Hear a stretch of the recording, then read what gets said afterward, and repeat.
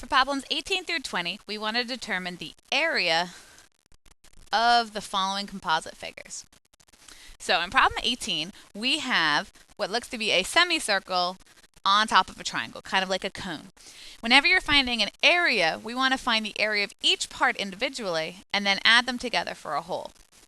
So we have two parts. We have the area of the semicircle and we have the area of the triangle. And these we're going to want to add together to get the total area. Okay, so the semicircle, we're going to use our circle formula. Our area of a circle is pi r squared. So our semicircle, we're going to take this and we're going to divide it by 2.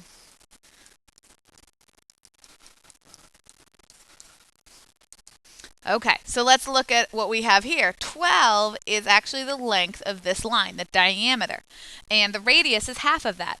So we're actually looking at pi times 6 squared over 2. 6 squared is 36 pi over 2. And if I divide 36 divided by 2, I get 18 pi. That is my semicircle. Our triangles are a lot easier. The area of a triangle is 1/2 base times height.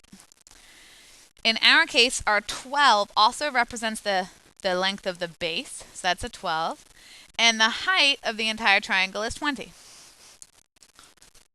I'm going to put all of this into my calculator. So I have 1 divided by 2, that's 1/2, times 12 times 20. Hit enter, and that gives me that the area is 120. So the area of the triangle is 120. To put this all together, since this has a pi and this does not have a pi, we can't actually write them as one cohesive number, but we can write out that it's 18 pi plus 120 centimeters squared because it's an area. For number 19, we're looking at this kind of funny looking figure, but really all it turns out to be is a square. And since each one of these corners is a right angle, they're all 90 degrees, together these 4 little parts of a circle add up to one whole circle. So basically our shaded area here, which is really what they want us to find, the shaded area, is just going to be the square, the area of the square, minus the area of the circle.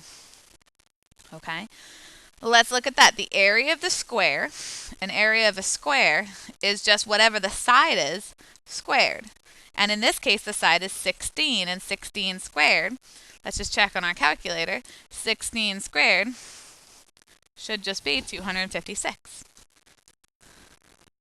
256 inches squared.